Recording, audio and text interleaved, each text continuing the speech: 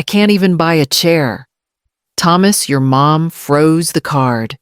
Diana's voice blasted from his speakerphone like a siren meant to summon war. I was stirring cream into my coffee when the front door slammed open. Thomas, my only son, stood in the doorway, his chest heaving. "Give me the password," he barked. Before I could say a word, his hand rose. I saw it before I felt anything. The tension in his shoulders, the twitch in his fingers. I stared at him. Not the man in front of me, but the boy I once taught to thread a needle, the boy who used to leave crayon drawings at my sewing machine. That boy was gone. "You froze her card," he demanded again. "Do you know how that makes me look? She's been spending $12,000 a month," I said quietly. His mouth twisted. "She said it was for the house. For the baby we're going to have someday. You knew we were building a future." I set my cup down. "No, she's building an inventory." His eyes narrowed. "Don't do this, Mom." I didn't flinch. I didn't argue. I didn't ask him to believe me. I just stepped aside, letting him pace. He didn't notice the envelope on the counter, bank statements. Furniture invoices, sales receipts. Let him scream. Let him slam doors. He thought he was fighting for a future.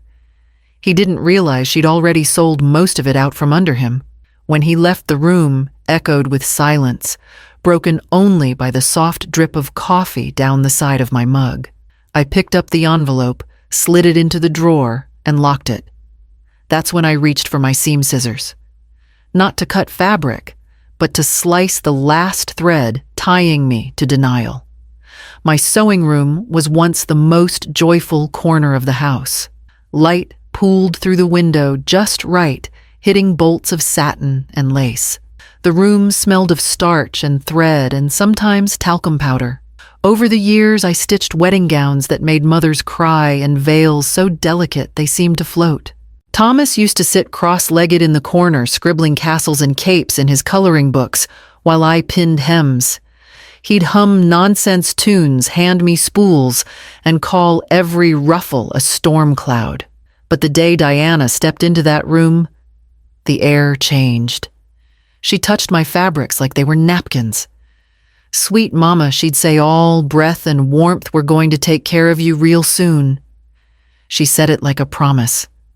It felt like a performance. After Robert passed, the house fell quiet. Too quiet. That's when Diana's requests began. Small things at first. The toaster broke Mama. We're getting a rug, but Thomas's check didn't clear, always followed by that honeyed tone. I gave her my card thinking I was helping. Just for now. Just until they caught up. Then came the surprises. A curved velvet couch I'd never seen. A marble-top kitchen island that wouldn't fit in their galley kitchen. When I checked the bank statement and saw $9,400 gone in 1 month, I nearly dropped the kettle. I didn't say a word. Not yet. I convinced myself it would pass, that they were just nesting, that grief had scrambled my boundaries. I'd buried my husband. I didn't want to bury my peace too. But then I saw Diana's new handbag. Gold clasps. Designer label. The price of 3 wedding gowns. "Gift from a client," she chirped when I asked. I nodded, lips pressed tight. She didn't know I'd seen the charge. That night I sewed, long after midnight, just to remember what real work looked like. The scissors in my hand felt heavier than usual. At first I blamed myself. Maybe I hadn't made things clear. Maybe I'd been too soft, too trusting. I told myself that Thomas and Diana were just starting out, that young couples made mistakes. I thought if Robert were still here, he'd know how to put his foot down. But I didn't have his voice, only my silence. I brought it up one evening, hoping for understanding. Thomas was fixing himself a plate of leftovers. "Son," I said gently, "do you know how much Diana spent last month? On the joint account." I didn't accuse, I just asked. He didn't even look at me. "Diana just wants the house to look nice," he muttered, scraping food onto his plate. "You still have money, right?" That sentence held more betrayal than any theft.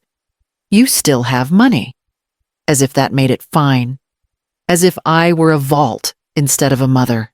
That night I opened every bank statement I had, spread them out across the dining table. Line after line of charges, designer stores, boutique furniture shops online, orders with absurd totals. 2 dining sets, 2 identical velvet sofas, matching armchairs, delivery fees, no returns. It didn't add up literally. Where was all of it? Their house wasn't that big. And I'd never seen half these things. Then I remembered Angela, my neighbor. She worked 3 blocks from the weekend market. The next morning, I brought over a tin of cookies and asked casually if she ever went by the outdoor stalls.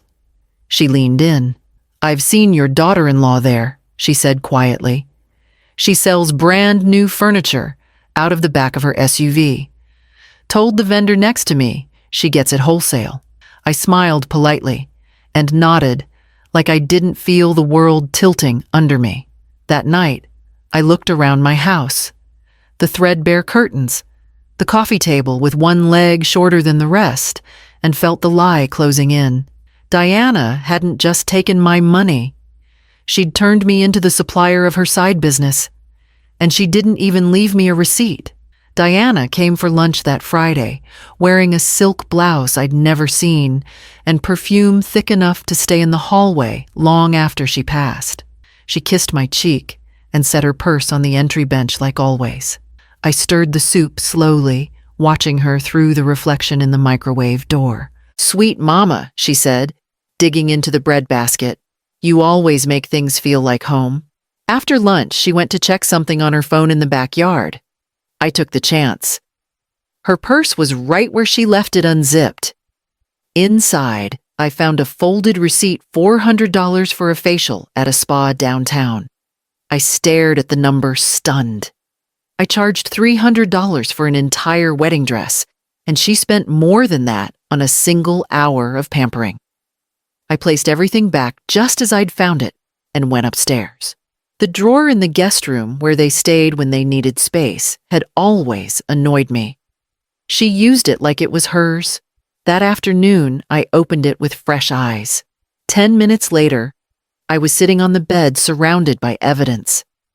Catalogs from boutique furniture houses, wholesale sample swatches, order forms with my name and card number scrawled across the top, a sticky note with resale prices and client initials. She wasn't decorating. She was running a resale business. And I was the bank. That night, I didn't sleep. I just lay there, listening to the hum of the fridge and the creak of the wind against the siding. In the morning, I got dressed like it was any other Saturday and walked to the bank. The manager, Edgar, was a soft-spoken man with gray hair and kind eyes. He listened to everything. When I showed him the receipts, he didn't even blink. "You're not the first," he said. "But you're one of the smartest to catch it in time." I canceled the card, changed the passwords, opened a new account under my maiden name. And when Diana called later that afternoon, sweet as syrup, asking if I'd seen a charge not go through, I smiled into the phone and said, "No idea." Diana's voice crackled through the speakerphone. "I can't even buy a chair. Thomas, your mother froze the card." I stood at the sink, rinsing dishes in silence, hands shaking only slightly. I knew what was coming. 10 minutes later, the front door slammed open. Thomas didn't knock. He didn't call out. He marched straight into the kitchen like a stranger with a badge. "You froze the card." His voice was sharp, clipped. "I did," I said calmly. "It's my account." "My name." He stared at me like I'd spoken a different language. "You can't just cut us off. Diana needs things for the house. You know we're trying to start a family. You've spent over $25,000 in 3 months," I said. "I didn't cut you off." I woke up. His jaw clenched. He stepped closer. "Just give me the password." No, the word didn't need force, but it ignited something in him. Thomas's hand came fast, the back of it catching my cheek with a sharp snap. I didn't fall. but the sting rushed through my skull like heat. He stared at me, his mother, as if unsure who he'd hit. He didn't apologize. He didn't cry. He didn't even lower his voice. "You just don't want us to live well," he said flat. "Dad would have wanted us to have a good life." Then he left. Not a glance back. The door closed like punctuation on a sentence I never wanted to read. I stood still, the dish towel in my hand, now soaked and dripping. Later that evening, when the house had gone quiet, and the bruise on my face had started to bloom, I opened the drawer in Robert's desk. I hadn't touched it since he passed.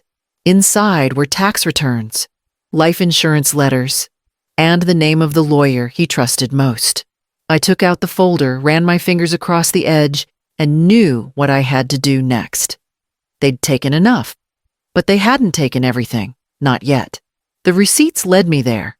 Diana had used her real name for the lease, sloppy or maybe just arrogant. Either way, the storage unit was real and not far. Angela's niece Clara worked weekends at the same facility. She helped me quietly rent the unit next door.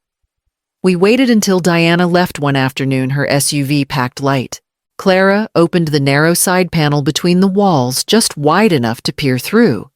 What I saw nearly dropped me to my knees. Sofas still in plastic. Dining sets boxed and labeled. Brand name appliances stacked like showroom stock. Paintings leaned against the wall, expensive ones I'd seen in catalogs Diana had left at my house. This wasn't decorating. This was inventory. She hadn't been furnishing a home, she'd been running a resale operation using my account as her business line. Nothing was returned. Nothing was gifted.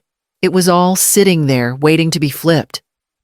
I took photos of every item, every label, every invoice still taped to the side of a package. Clara showed me how to enable date and timestamps. Then we left as quietly as we came. Back home, I opened the old digital recorder I used for pattern notes and started a new file. That night, Diana called. "You're making this harder than it needs to be." She sighed. "Just give me the card back. We can all be happy again." I didn't respond. I just let her talk. She rambled about how Thomas was stressed, how I was hurting the family, how I didn't want to die alone. "You love us, don't you?" she said, sweet as syrup. "Then trust us. We'll take care of everything." I ended the call, saved the file, and backed it up to a thumb drive. It was time to stop being a witness to my own undoing. The next morning, I drove to Edgar's bank again this time, with proof in my purse. She rang the bell like it was still her home. A silk blouse tucked into high-waisted pants. That crocodile purse she once claimed was a knockoff, though I knew better. She walked in without waiting for an invitation and sat on my sofa like it belonged to her. "We can end this now," she said, crossing her legs slowly. "No one has to get hurt. Give me back access, and I won't tell Thomas what you've done." I stood still. "What I've done." Her smile thinned. "He'll believe me. He always has." She leaned forward, resting her elbows on her knees. "You've been acting erratic. That slap you provoked him. The accusations. Paranoia. You know it wouldn't be hard to make someone question your mental state at your age." She thought she had me cornered, but I reached behind me for the manila folder. I opened it slowly, then laid each piece out on the coffee table. A photo of the red leather sofa still wrapped in her storage unit. A receipt from the spa clipped next to a resale listing for new Italian table must sell fast. The printout of her voice from the recorder. "We'll take care of everything." She didn't flinch. Her face didn't collapse the way I'd expected. It hardened. "You'll regret this," she said. "I already have," I replied, folding the folder shut again. She stood, adjusted her blouse, and took one last look at me. "You've made this much harder than it had to be, Mireille." She let herself out. I waited until the door clicked shut, then picked up the folder again. The last page hadn't been shown yet. I kept it back for a reason. It held something more dangerous than photos. It held her handwriting. I walked into the precinct with the folder pressed to my chest like a shield. The officer at the desk directed me to Detective Ramona Tate, a woman with kind eyes and a voice that didn't rush. I sat across from her and told the whole story, every receipt, every item sold, every lie. She didn't interrupt once. When I was done, she leaned back and folded her arms. She's done this before. Out of state. Different names. You're just the first to stand up. I nodded. Then let's be the last. The paperwork took hours. I signed affidavit after affidavit. Bank fraud, wire fraud, theft by deception. I filed copies of everything I documented down to the time-stamped photos. 4 days later, they arrested her mid-sale at her weekend stall. The love seat she was selling still had my name on the invoice. I was drinking tea at the kitchen table when Thomas stormed through the door. No knock. Just fury. "What did you do?" he demanded.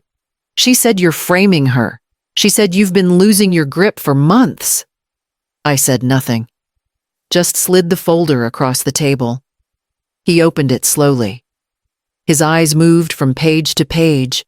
Furniture tags, photos, resale listings, the note with my name scrawled beside dollar amounts, and the word vulnerable. He didn't speak for 45 minutes. Then I don't know who I married.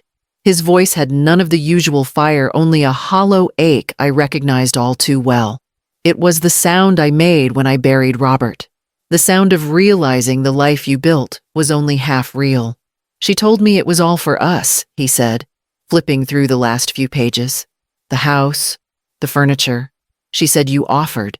"She told me that, too," I answered. Thomas didn't look up. He just stared at the last photo, a shot of Diana's stall cash in hand, smiling like it was just business. The trial lasted 3 months. Diana walked into court each day like she was arriving for a lunch reservation. Heels, sharp blouse, pressed hair, immaculate. She didn't look at me. Not once. Not even when they played the recording of her voice dripping with charm, promising that we could all be happy again if I just handed her back control. The evidence didn't care about her face. It spoke louder than she did. The photos, the invoices, the audio, the storage unit lease all lined up like threads I had finally stitched into something solid. The jury deliberated for less than a day. Guilty on all counts: fraud, misappropriation, obstruction. The judge read the sentence with no ceremony, 8 years, no parole. She didn't blink. She just stood there like the weight hadn't touched her. But I saw the tremor in her hand when the bailiff reached for her wrist. Thomas sat beside me as the sentence was read. He hadn't wanted to come, but he showed up. I didn't ask him to. Afterward, outside the courthouse, he rubbed his hands together like they were cold. "I believed everything she said," he murmured. "I know I said." He didn't respond, but his shoulders lowered a little. A week later, he moved back into the house. Not for long, just a few weeks to gather himself to think. We didn't talk about money. We didn't talk about Diana. We talked about the neighbor's cat, about his dad's old records, about how the faucet in the upstairs bathroom never stopped dripping. We were learning how to talk again. I never got back all the money, not even half. But I got back my peace, my silence. The sound of my own keys turning in my own door without anyone watching. And for the first time in years, I wasn't afraid to lock it. I moved to Oregon 6 months after the trial. Found a cottage with chipped paint and a stubborn garden 1 floor and a wide window that faced the ocean. The sea wasn't always calm, but it was always honest. That was enough. I unpacked slowly. Just the things that mattered. My sewing machine. My husband's old letters. A chipped teacup I'd had since Missouri. The rest stayed behind, boxed and forgotten. I turned the sunroom into a new kind of sewing room. No gowns this time. No urgent orders. Just a long table, a few spare chairs, and a basket of fabric scraps sorted by color and texture. Every Tuesday afternoon, a small group of women from town came by. Most of them widowed. Some just lonely. We stitched shared coffee and sometimes sat in silence, each of us holding thread to something we didn't always know how to name. Thomas visits once a month. He never brings up Diana, and I don't ask. He brings fresh ground coffee from Portland and a newspaper he thinks I'll enjoy. We sit on the back porch and watch the wind lift the laundry line. He doesn't ask to stay. I don't ask why he comes. It's enough that he does. Angela sends postcards, one from Santa Fe, one from a roadside pie shop in Kentucky. Detective Tate mailed me a thank you note with a pressed violet inside. I keep it in the recipe book I rarely open. The bank, oddly enough, framed my fraud report. Edgar had it mounted and gave it to me on my last visit. "For your new start," he said. It hangs by the door beside the coat rack.